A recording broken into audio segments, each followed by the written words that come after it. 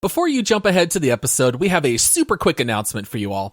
Spotify has added the ability to rate podcasts on a scale from 1 to 5 stars, and we are asking that all of you take just a few seconds to find us on Spotify and rate us 5 stars. Almost all of our listeners come from the world of Apple, so adding a rating on Spotify is a great way to help the show grow. That way we can continue releasing 2 episodes every single week. Just make sure that you have the latest version of Spotify, listen to at least 30 seconds of one episode, and then they will allow you to leave a rating. Thank you so much to all of you for listening and supporting the show. Let's get into this episode. Shazam!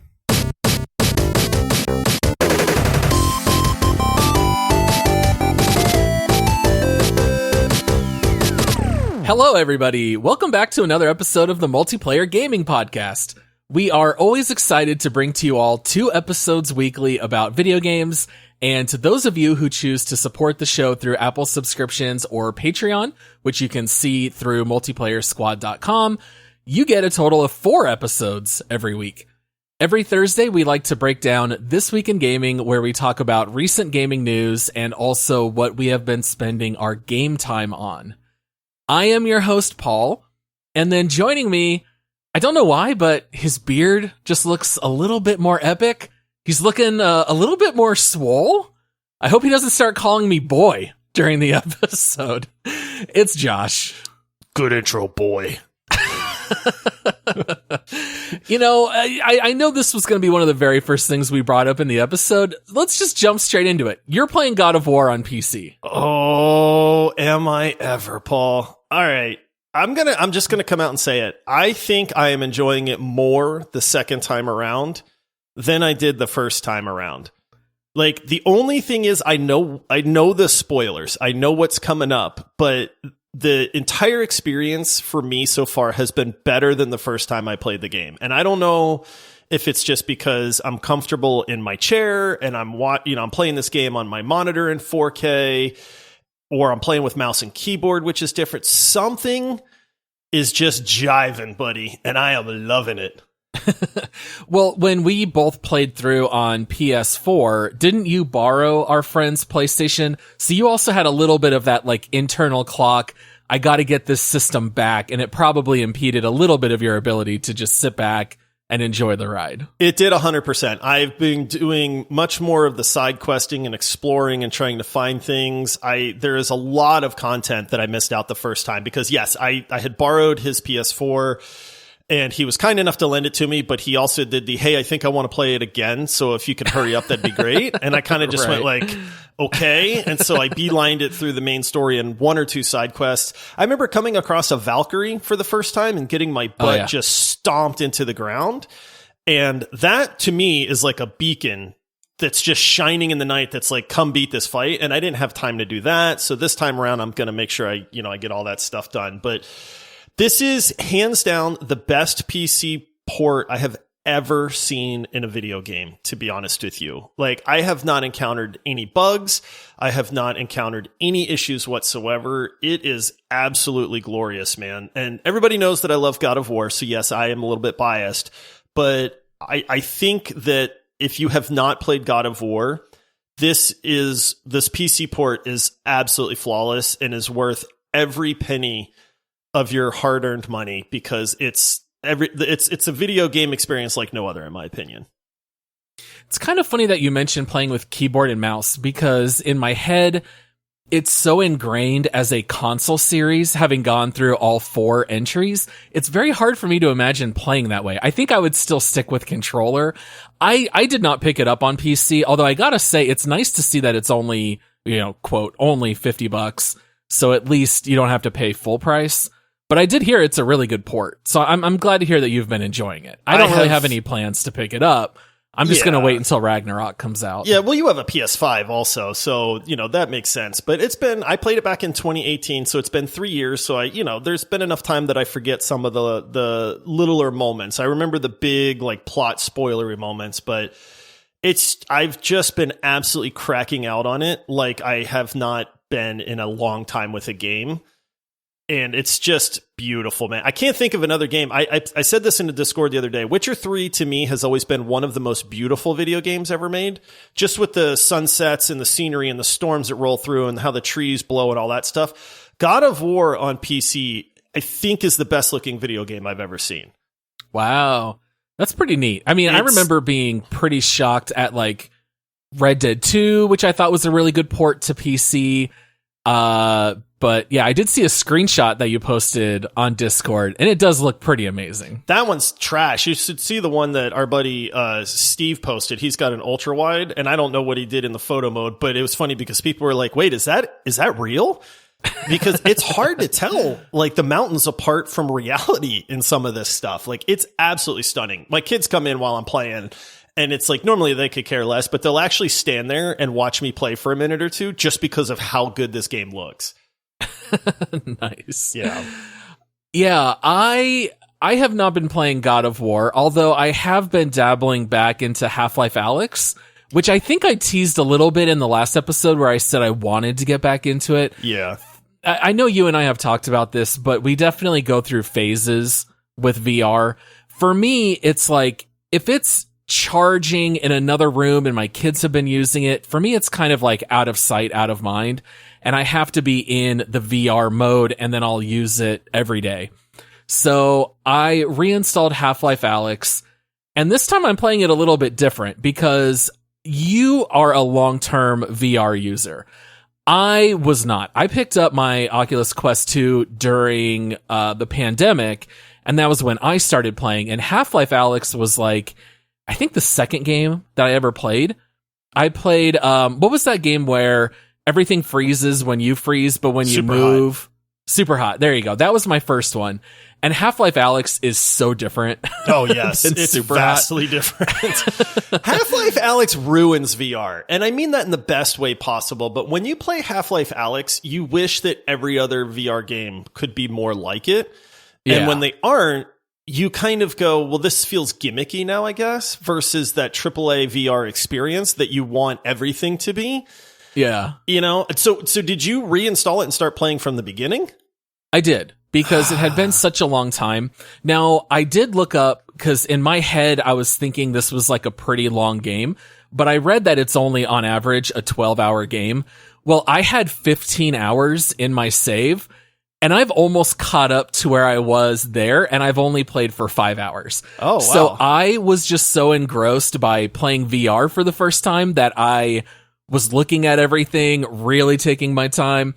It's still really satisfying to have the gravity gloves, and I just grab every glass bottle I can and immediately shatter it at my feet. It's just so nice. Satisfying.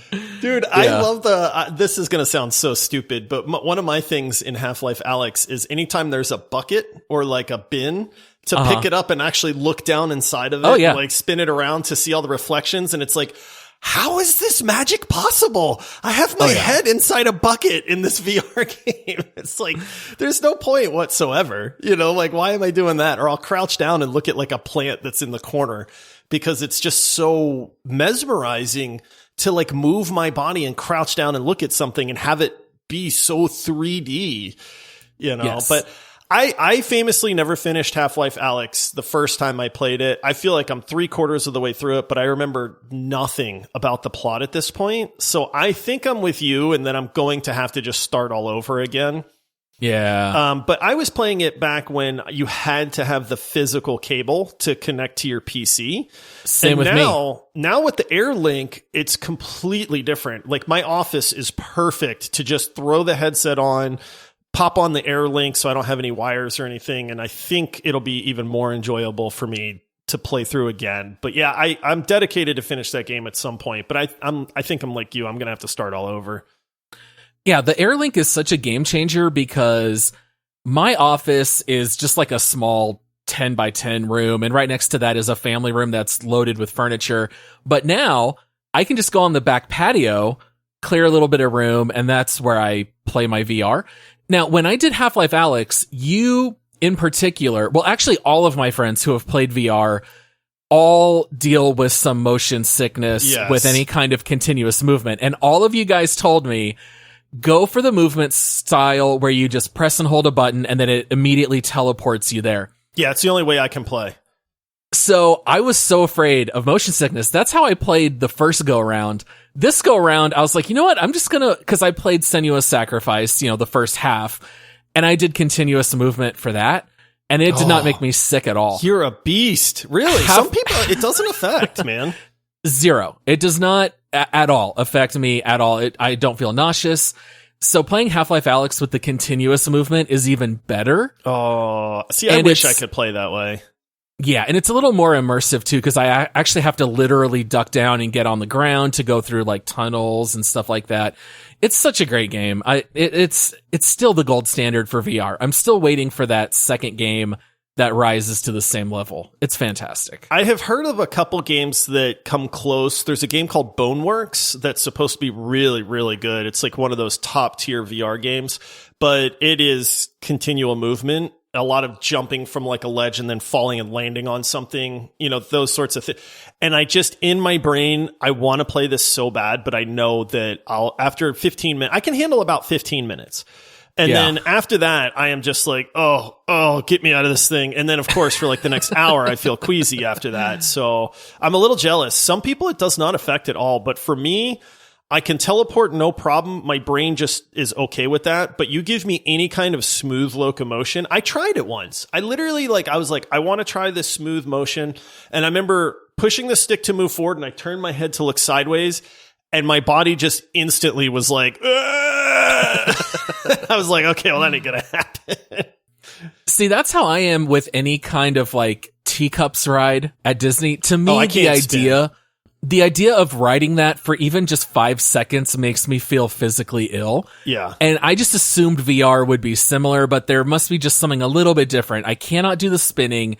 The VR is fine. So I might have to still poke around, maybe check out Boneworks and a couple other things there. But yeah, Half-Life Alyx is just such a perfect VR game. I can't wait to finish it. I think since I know what I'm doing this time around, I'm able to buzz around super quickly. I think I'm already about 2/3 of the way through.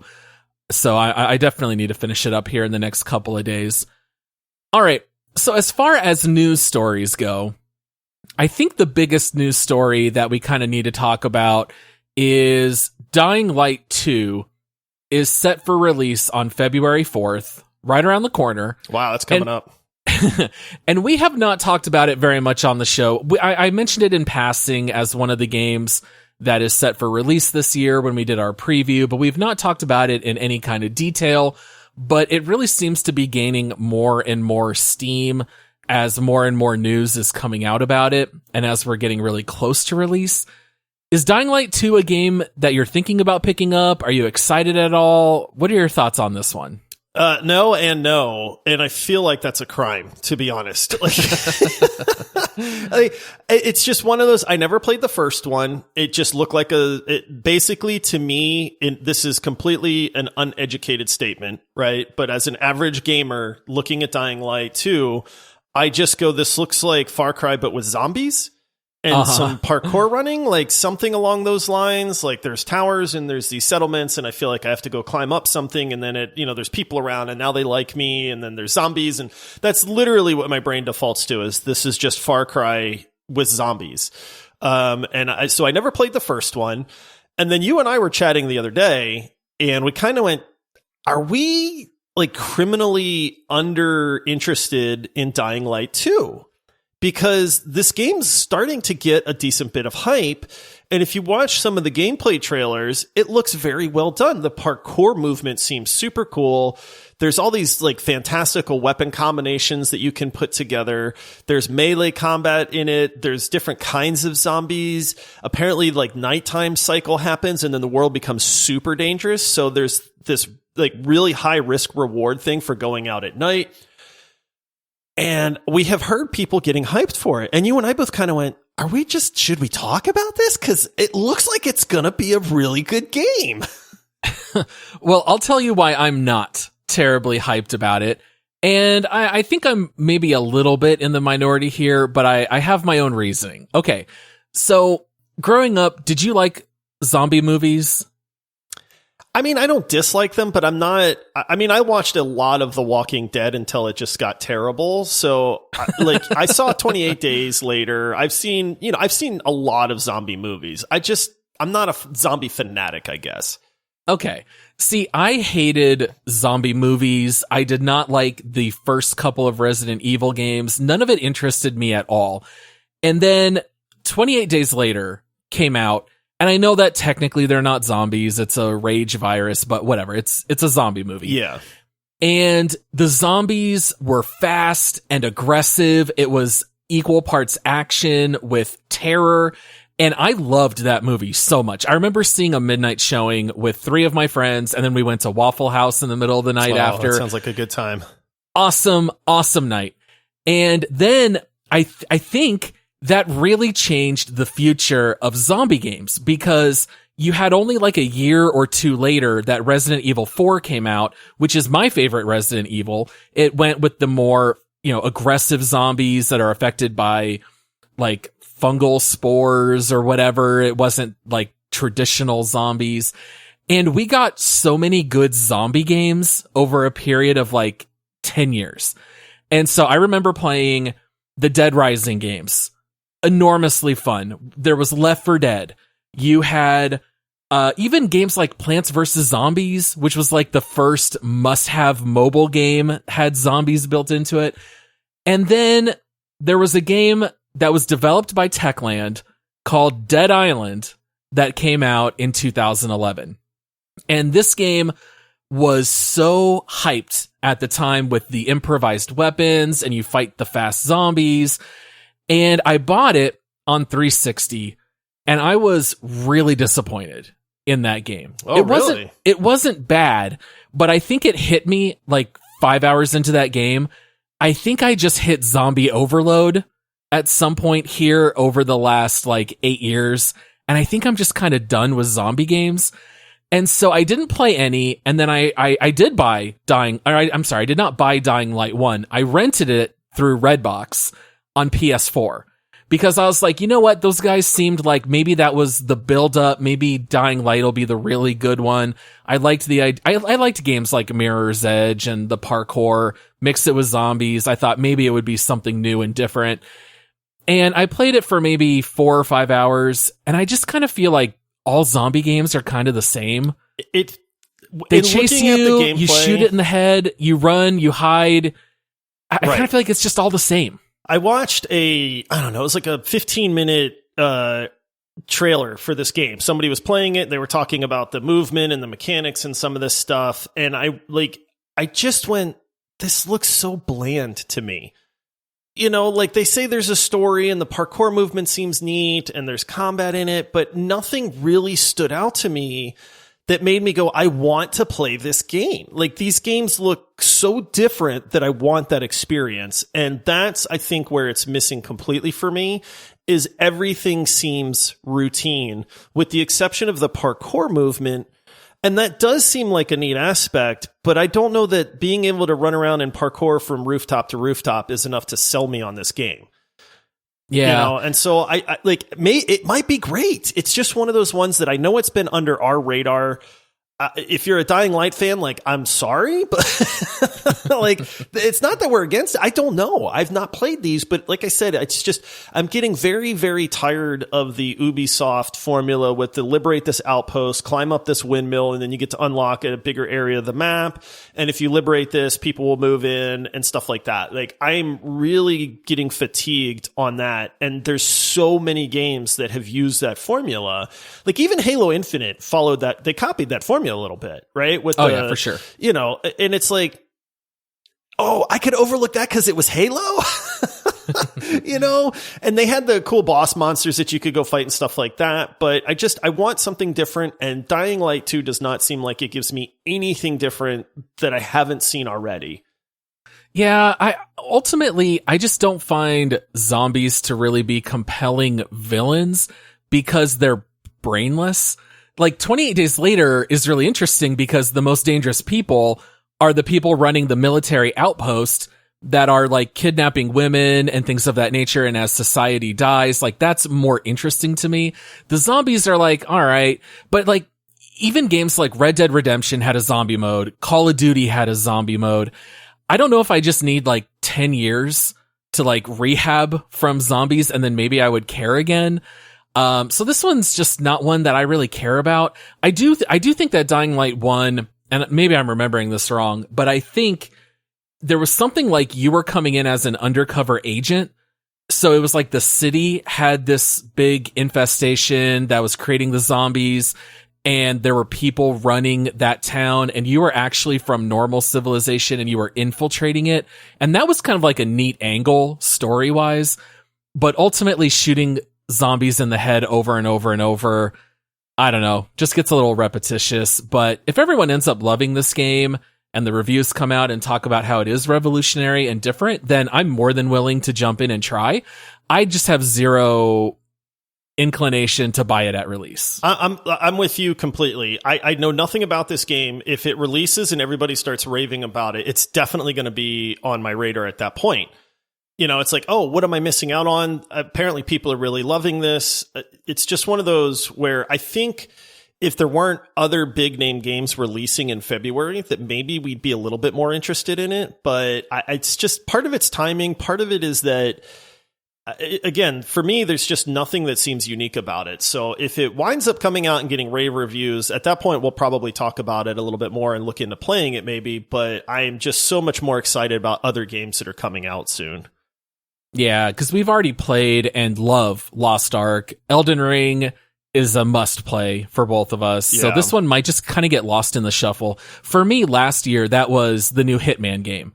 I really wanted to play it, and it just got drowned out by everything else at the time. And I kind of feel like Dying Light 2 is sort of in that same category. Yeah, Hitman 3, right? Because that's the Hitman that came out last year?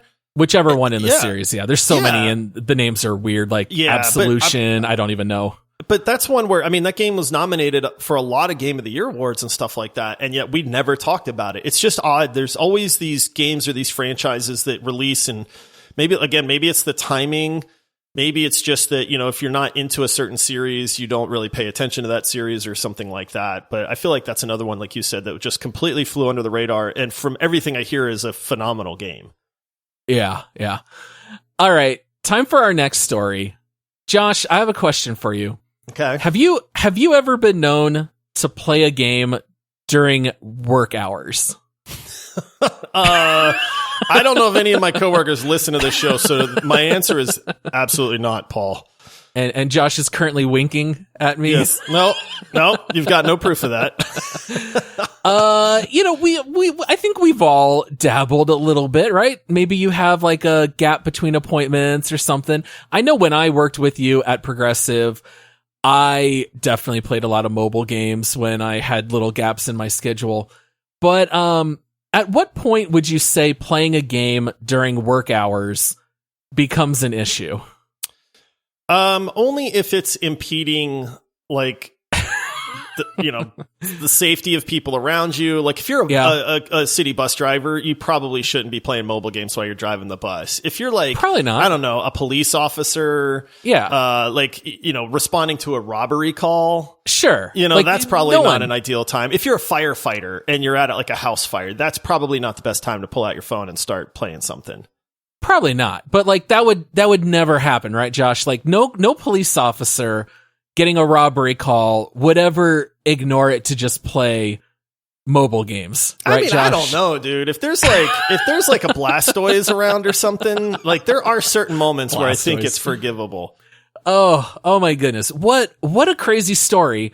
There was a story that I ran across this week. Now, this happened a few years ago, but the details were just recently published.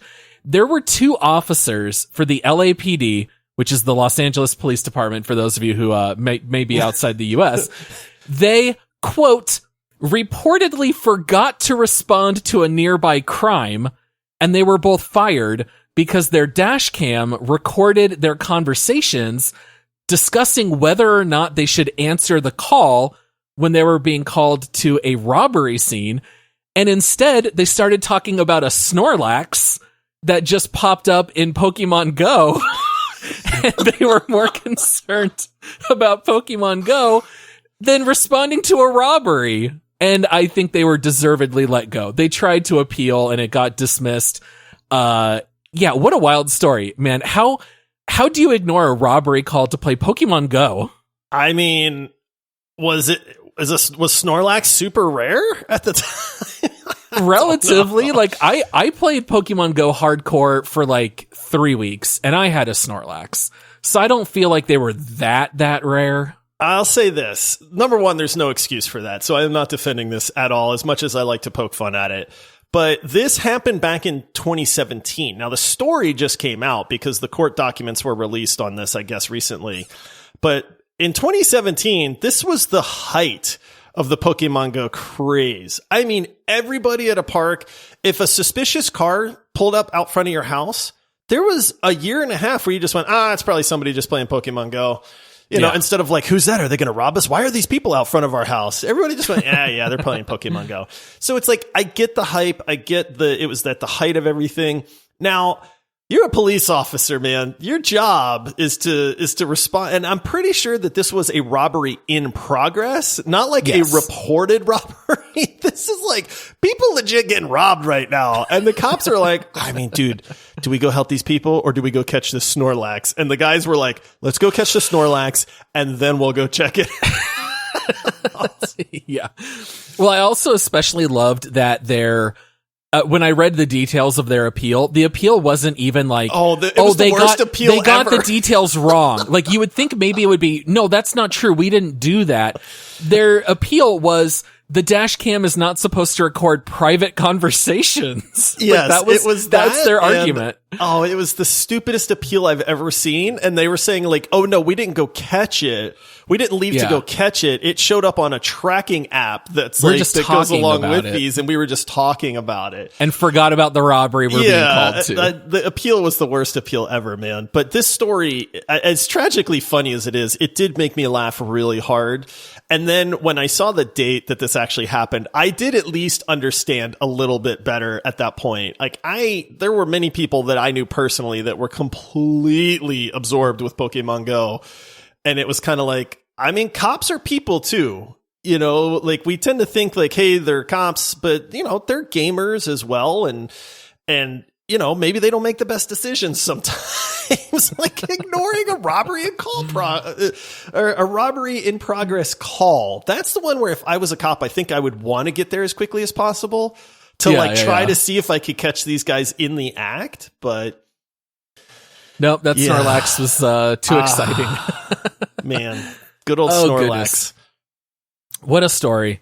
All right. And then I think the last big news of the week is that PUBG, which is now several years old, for a long time, I think it was a $20 game, maybe 30. I think it was 20. I don't remember what we spent on PUBG. It was not AAA pricing, but I feel like it was not close to being cheap either. So I want to say maybe 30 or 40, somewhere around there.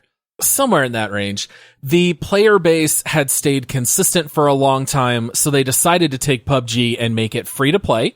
We have seen this model with other games like Rocket League, right? Mm-hmm. You charge for it initially, a couple years later, make it go free to play.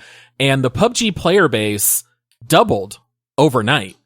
Now, I was kind of shocked, but PUBG has sold 70 million copies. That's a lot of copies of a game. That's a lot. So you've already made a ton of money on it. If no one new is buying the game, why not make it free to play? The new players might buy cosmetics and the keys to unlock the loot boxes and all that kind of stuff.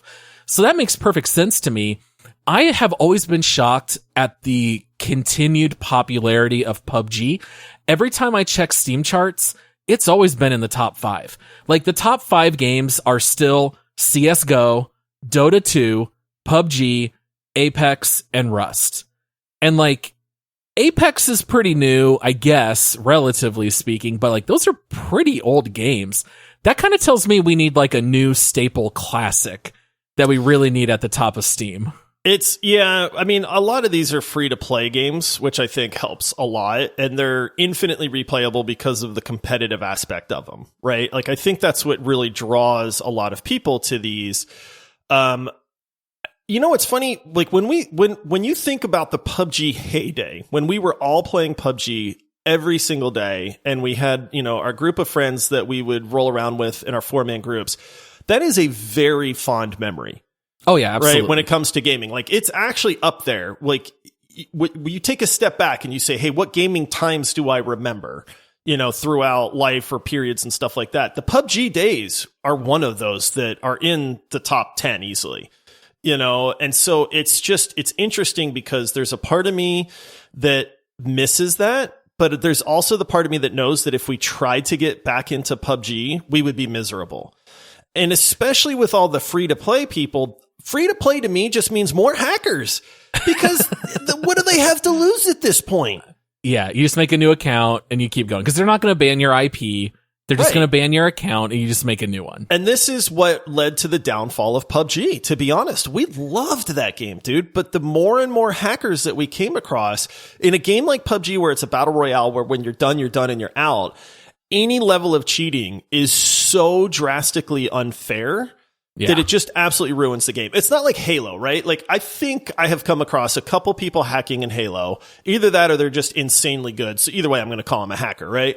So like any good gamer does. Right. Yes, exactly. So, but you know what? If there's a hacker in a match of Halo, okay, maybe this guy has, a good kill death ratio, but it's not, my game is not over because that guy is hacking. In PUBG, a hacker instantly ruins the entire round. And I just feel like this problem is just going to be accentuated even more now. It's just a little too late, I think.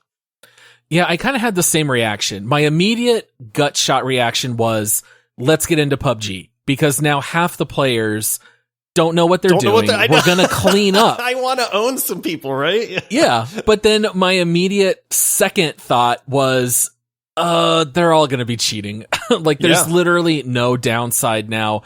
It's not like anyone's hanging on to cosmetics that they want to keep at this point. You're just going to want to win. And, I think PUBG might just be dead for us. I have said many times, I think it's the game I have played the most in my life other than Overwatch. I put in so many hours, like PUBG for a solid year. Like, that was just the go-to game every day. I played multiple matches, and sometimes those matches would go on for a good 35, 40 minutes if you made it to the final circle. Yeah.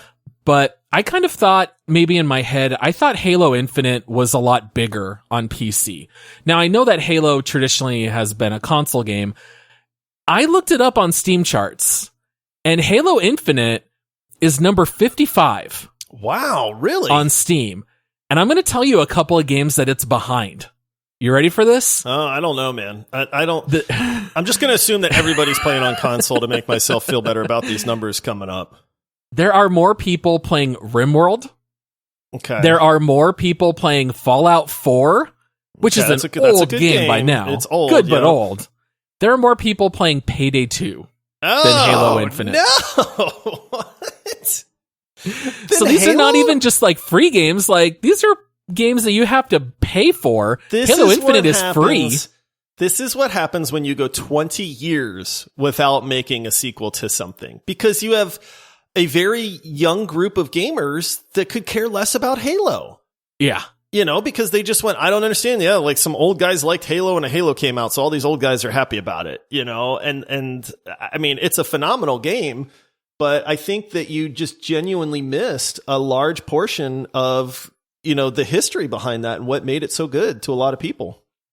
Yeah, I could not believe. Yeah, Payday 2 is number 35 and Halo Infinite is 55. So I don't know if we're kind of on our own island with how much we love Halo Infinite, but in our friend circles, it's still what everyone's playing. I was surprised it wasn't a little bit higher on PC. I think a lot of people out there are missing out. I get it that people have issues with the Battle Pass, but who cares? It's a free game. I don't get that, man.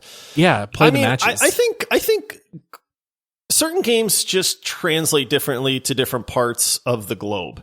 Like I feel like a very large percentage of PUBG, I seem to remember tracking these numbers, and it stayed insanely popular in Asia, whereas it was losing a lot of popularity in the US. And Europe and stuff like that. So I think that we see this with like Lost Ark that's coming up, right? Like that's a Korean MMO, which generally don't translate very well to, the Western gamers. Right. And so I think you see these like cultural differences in some of these games where certain things catch on. And I feel like PUBG just stayed super, super popular Whereas in the US, in Europe, it fell off a lot too. So I'd be curious to see what the breakdown is of those numbers, like globally.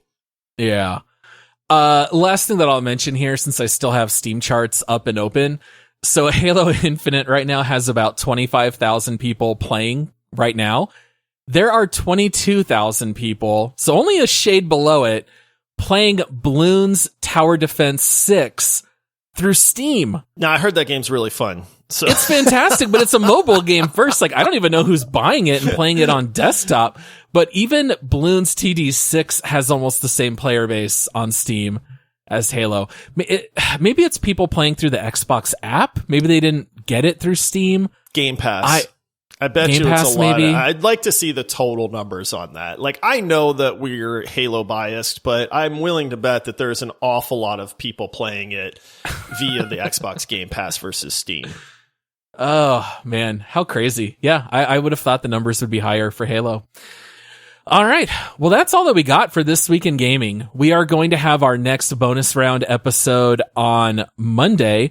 That one, we believe, is going to be a draft and tournament where Michael Butler will be returning. I think that'll be his third appearance on the show. The return of the Butler. Return of the Butler. As long as we don't have any unforeseen circumstances, we will have 3 of us on Monday, which will be very exciting. And then the next deep dive will be Demio. So if you are interested in hopping into VR, that's the one we've been getting into lately. And that's kind of just the upcoming schedule. So if you want to play the same games we are, that'll give you a chance to dabble a little bit into those. And then that's it. So we'll be back with that draft on Monday. I think it's going to be a draft of the best game set in space. Boy, that's an interesting category. I need to do some research, and I need to find some current games so that anybody under the age of 30 will know what I'm talking about. And I also want to try to avoid just talking about Dead Space and Mass Effect. Yeah, so I'm gonna try to pull some space games that are a little bit different. Yeah, there's a lot of really good ones out there. It's funny because the more I started thinking about it, the more my brain was like going into the game file cabinet and pulling out these old games. I even linked you guys a game that I think is phenomenal. I think I'm going to actually do a quick takes episode on that because it's so under the radar and it's such a good game. And then maybe I can make people know what some of these games I'm going to pick are as well. So. Very nice. So we'll have that for you guys on Monday. And then just as a reminder, we would love if you guys could leave us a review and also rate our podcast 5 stars, both in Apple and on Spotify. That'll go a long way in helping the show. And if you do want to help financially support what we do, Apple subscriptions or Patreon at multiplayersquad.com. You can support us starting at $5 a month. You'll get those extra episodes. They will also be all ad-free, and you get access to the episodes a whole day early as well. So we would like to think that's well worth your money, and you get to help support what we do. And I think that's it. Thank you, everyone, for listening to this episode. We'll be back on Monday. All right. I'm off to play God of War. See you, everybody. Bye. Bye-bye.